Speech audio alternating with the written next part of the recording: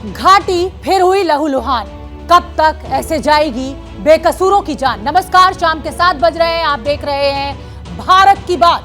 शुरुआत कश्मीर में हुई टारगेट किलिंग से करते हैं। शोपियां जिले में आज आतंकवादियों ने 2 कश्मीरी पंडित भाइयों पर उस वक्त हमला कर दिया जब वो सेब के बाग में मौजूद थे। फायरिंग में सुनील भट्ट की तो मौत हो गई, जबकि दूसरे भाई पिंटू को गंभीर हालत में अस्पताल में भर्ती करवाया गया है। उपराज्यपाल मनोज सिन्हा ने अस्पताल में उनका हाल भी जाना है। बताया ये जा रहा है कि फायरिंग से पहले आतंकवादियों ने दोनों भाइयों का नाम पूछा और फिर गोली चलाई। स्थानीय आतंकी संगठन ने इस हमले की जिम्मेदारी ली है। धमकी में तिरंगा यात्रा के आयोजन पर हमले की बात भी कही गई है।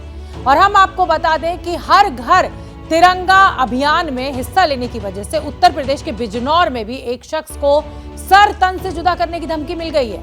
अरुण कश्यप नाम का शख्स 15 अगस्त को तिरंगा बांट रहा था, लेकिन बदमाशों को ये रास नहीं आया और उन्होंने अरुण के घर की दीवार पर धमकी भरा खत चस्पा कर दिया, जिसमें लिखा था, अन्नू तुझे घर घर तिरंगा देने की बहुत खुशी है, तेरा भी सिर तन से अलग करना पड़ेगा।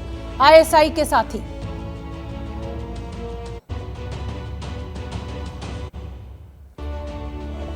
कीरतपुर थाने पे एफआईआर दर्ज की हो चुकी है और हम लोग इस पे इन्वेस्टिगेशन कर रहे हैं। जल्द ही जो है इस पे कार्रवाई की जा रही है। वहाँ से जनपद स्तर से भी इसकी बाइट भी जारी हो चुकी है तथा ट्विटर के माध्यम से भी सबको सूचना दी जा चुकी है। और भारत की बात में अगली खबर का रुख करेंगे। पंजाब के अमृतसर में सब इंस्पेक्टर दिलबाग सिंह को बम से उड़ाने की धमकी मिली। एसआई दिलबाग सिंह वही शख्स हैं जो पंजाब में आतंकवाद के दौर में काफी सक्रिय रहे हैं। सीसीटीवी में कैद इन तस्वीरों को ध्यान से देखिए। कुर्ते पजामे में नजर आने वाला एक शख्स झुककर गाड़ी के नीचे कुछ लगाता है, तभी बाइक सवार एक शख्स पीछे से आता है और दोनों मौके से फरार हो जाते हैं।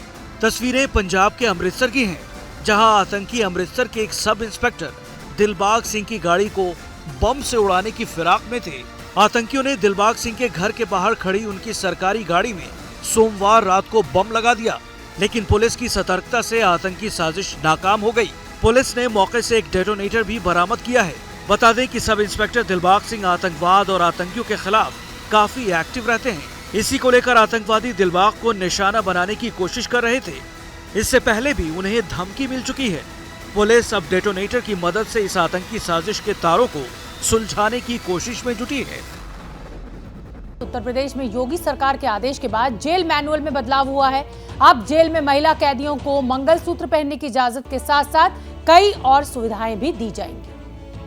उत्तर प्रदेश के अपर मुख्य सचिव गृह अवनीश अवस्थी इस वक्त मेरे साथ मौजूद हैं। सर, जो जेल मैनुअल में बदलाव हुए हैं वो किस तरह के बदलाव हुए हैं जिनको आज कैबिनेट मंजूरी मिली? जो जेल में पुरानी व्यवस्था थी उसमें उसका वर्गीकरण मात्र 500 बंदियों तक था। अब जो है हमने वर्गीकरण 2000 से अधिक बंदियों का ए श्रेणी, 1500 से 2000 बी, 1000 से 1500 सी और फिर 1000 से कम जो है डी श्रेणी की जेल बनाई है। ई प्रिजन प्रणाली का जो है हमने लीगली उसको स्वीकार किया है। पहले केवल रजिस्टर रखे जाते थे, अब ई प्रिजन जो है आईटी की यूज़ करके ई प्रिजन प्रणाली की गई है। महिलाओं को मंगलसूत्र धारण करने की नियम में नहीं थी, वो व्यवस्था की है। महिलाएं जो हैं, जो गर्भवती हैं या माताएं हैं, उनके लिए विशेष पौष्टिक आहार देने की बात की है। महिलाओं के लिए अपने लिए जो है उनके अपने पर्सनल हाइजीन के लिए जो भी चीज़ें हैं वो चीज़ें जो है अप्रूव की गई हैं।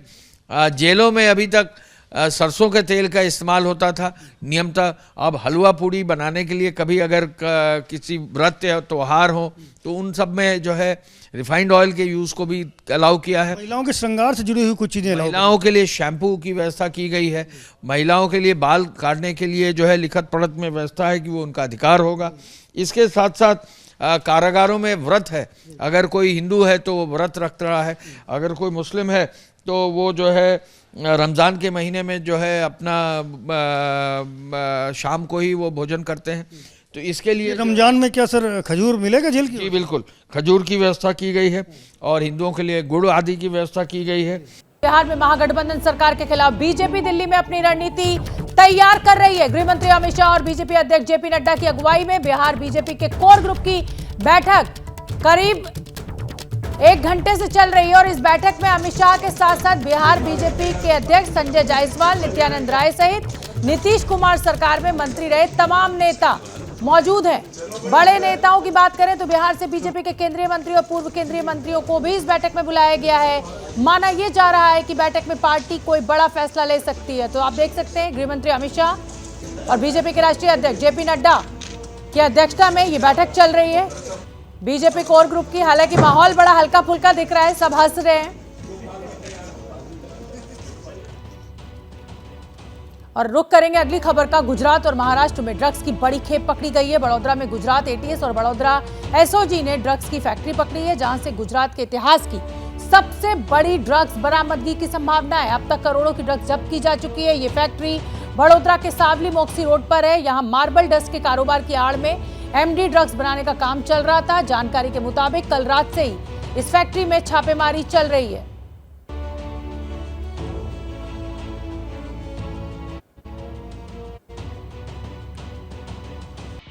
ये हैं शर्मा जी, जो रात का खाना और देश दुनिया की सुर्खियां दोनों लेते हैं सुमित अवस्थी के साथ। अब ये हैं इनके पड़ोसी बनर्जी साहब।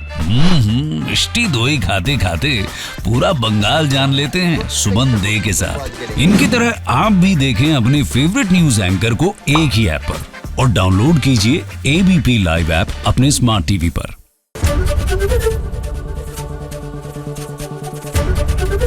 एबीपी न्यूज आपको रखे आगे।